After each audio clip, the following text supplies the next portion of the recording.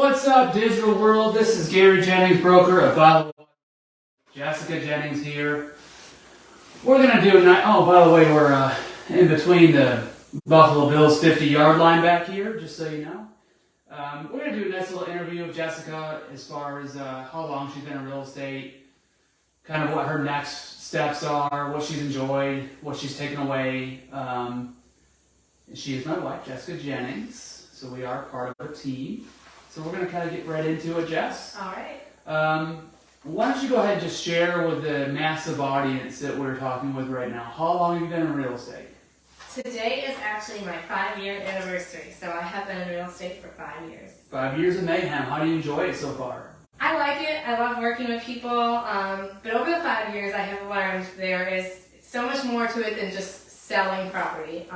You get to work with people on such a large scale, and that's my number one thing that I enjoy about it, is working with people, helping people accomplish things that they may not be able to by themselves.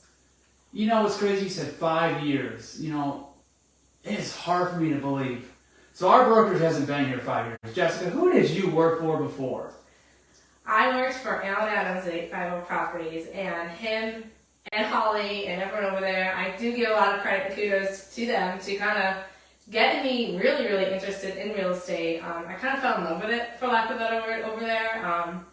So thank you to you guys for helping me find my love for real estate. So. Yes, great group, great brokerage.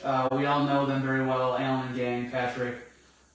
We have the utmost respect for them. So I'm glad you came for them, probably got some good learning along the way as well.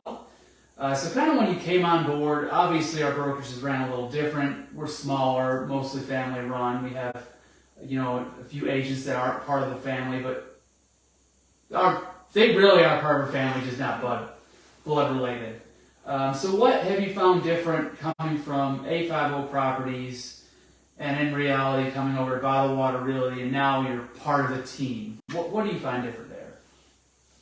Well, I guess, can I start with saying what I love about being part of a team? Yeah. Say whatever you want. I like being able to work with other people to get their thoughts, opinions, ideas, pick each other's brains. I mean, that's the number one thing. I mean, when you're doing the same thing day in and day out, you're very streamlined in your vision of what you see, or, you know, what you can get out of something. But working with others such as Gary or Donna or anyone from the brokerage, really just putting something out there to them, and even if it's just a comment or a thought about something, could put a whole new light on something. Whether it's just a customer or client you're dealing with, whether it's a property, whether it's, you know, a new way to market something. I just love the mix of ideas as a team that you could come and bind and bring together and make it something even better. That is if you were on your own. Yeah, I can definitely attest to that. And so those are great positives. I think the only challenge that I've personally felt, I've slightly been part of a team situation before. Prior to the brokerage, I worked for a builder, and at one point I had teamed up with a fellow sales associate, and it worked really well. I think one of the biggest challenges that's posing, that you have to overcome as an individual, is that I think we always have the expectations that Gary Jennings or Jessica Jennings can do the same exact thing that person could do. So I might be really good at Flex MLS, or I might be really good at presentation, or I might be really good at something else, and I automatically just kind of have that expectation that Jessica or Donna or Erica or anybody out in the brokerage there can do the same exact thing as me. And obviously I know there are skill sets that everybody else brings that I can't do. And I believe that's the most difficult thing to overcome, and allow yourself to be humbled by that everyone else is growing in a different area, in the brokerage and in real estate and in themselves. Mm-hmm. Can you agree to that, or what do you think? I can agree to that, and I could add to that too. And not only is it just that certain area or doing, I like to think is doing it maybe even a certain way, like you mentioned Flex MLS or something. Yeah, I mean, another person may not be as strong as that in an area, but maybe they are, but they're doing it a different way, and that's okay. I mean, not everyone does things the same way. I mean, so I think that's another challenge as well. We learned really fast. when we first started in our rules, like one of my top 1 or 2 rules to be in my broker is everybody had to have the same exact haircut as I do. And I had really hard pushback, and I don't really fully understand why, but Jess gave me some crazy pushback on it, and I had to let go of that. And guys, I think I'm better because of it. So Jessica, thank you. You're welcome. I never thought that we could be a team without the same haircut, so I'm glad we were able to move on from that. Let's talk about another big thing that's probably another big accomplishment, something very exciting. You kind of know our growth, and we eventually plan to open more brokerages, let it be small or larger. We'll see as we go. We have our 5-year plans, etc. So Jessica took it upon herself. She is working on her broker's license. Yeah. So go ahead and share with the entire world. Everybody from the entire world is watching this live stream. So there's no reason to make a video of this. They're going to all see it right here. So share with them your thoughts of becoming a broker. What are you learning from it? Just kind of give us a little bit of your interpretation of that. Yeah, there's a lot involved. It is learning to be a sales associate 2.0 times 1,000. I mean, it's a lot. There's a lot involved. What's the math of that? 2.0 times? It's a lot. Okay. It's high. It's a lot. There's a lot involved. And I have actually, viewed Gary in this position, a few years ago. It's $4 million. Learning his practice and getting ready for his broker's license. And there's a lot involved. There's so much more than you can even think of that is involved in that. Like I said in the beginning, there's more ins and outs of real estate than just selling property. There's so much more involved in it, and I'm learning that. So. And I don't remember as much the brokerage exam now to this date, but I do remember there's a lot more involved with commercial real estate and valuation of commercial real estate and a lot of other things that, unless you go into that niche or that particular area, you're not going to use it.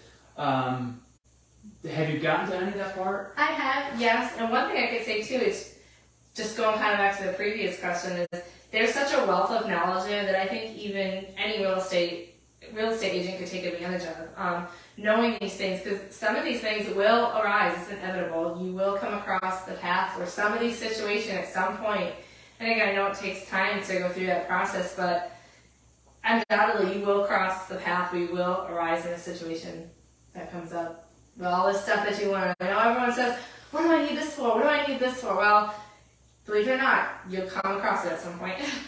So for the little Sally or Steves out there hoping to get into real estate, as they grow up, would you tell them, is it helpful in your real estate path? Do you suggest after somebody has 2 years under the belt under broker or brokerage or builder to get their broker's license? Or what do you think there, Miss Jessica? I mean, really that is personal. It's up to you. I proceeded to do it because just our business alone, I mean, there's so much knowledge there. What I've learned so far in my broker's course has helped me with the business. And like I said, going reflective back to you. So that's why Gary does that. I'm learning that right here. A lot of it's starting to make sense of what you need to make a brokerage run. I mean, it's just amazing. I don't think there's any negative to have it. I think it'll all be positive. Like I said, just a wealth of information, and you can't go wrong with that. Yeah.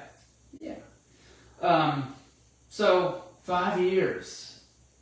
That's a long time. Went by fast. 5 years. That's even hard for me to say. You think you'll have another solid 5 years? Yeah. Are you enjoying it so far? I am. Yeah, I think I'm just, again, still in the beginning, still on the cusp, still learning. I mean, just so far the direction of path my real estate career has taken me has, changed so much over the past 5 years. I mean, just what I've learned, I mean, from selling things on 30-day just to on the waterfront property that we've sold. I mean, there's so much of wealth and knowledge there, just learning with those sales. And then now as we are growing in Freeport, selling real estate in a growing community, I mean, you'll never know where your career can take you. And I just think it's still going in a positive direction. It can take you to the moon, Jessica. Yes, it can. So final curveball of the day. What is, for you, your hardest part of your Monday through Sunday work? Give me your hardest challenge on a daily basis for all those millions of viewers out there. For you, what is the most difficult part of real estate, day in and day out? I would say the most difficult part is probably staying on task. And I don't mean that in a bad way. Gary is always telling us, write a calendar, write down your list, write what you're going to do every day. And it might seem silly, but he's correct. If I don't follow, my list every day, I make a little to-do list when I first get up. I gotta do that today. Gotta do that. Oh, I gotta get ready for that appointment later this week. Let's do those today. If I don't do that, it's not going to get done. Real estate, there's interruptions coming from every direction. I mean, flying in left and right. You're on a phone call. You get a text, and someone wants to do this, and you're going to run late for that if you do this. So having that list, that to-do list, daily, which turns into weekly, which turns into monthly, I think that's the number one thing you can do to kind of challenge and help with that hard part of staying on task. I 100% agree with that, and I think I was talking to somebody else that we're always trying to recruit folks here and there, and one of the hardest part, you can be the hardest worker around. You could get up early, go to the office first, leave last.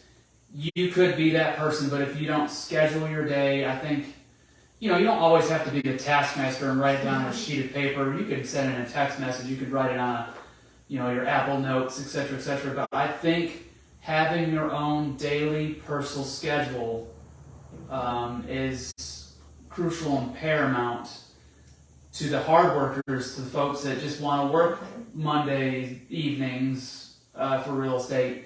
If you have your days scheduled and tasked, you can go and do something for 20 minutes. You can go cook lunch. You can go try out for the Buffalo Bills or Jills. It doesn't really matter. If you have your day scheduled and you fly back in time, and at 2 a.m. you make those final 10 phone calls that you had scheduled on your sheet, then you have finished your day and you are still grinding to that ultimate goal of $10 billion in sales that day. So as long as you schedule it all, I think anybody can be successful. I agree with you. So guys, thanks for being here on this journey with us.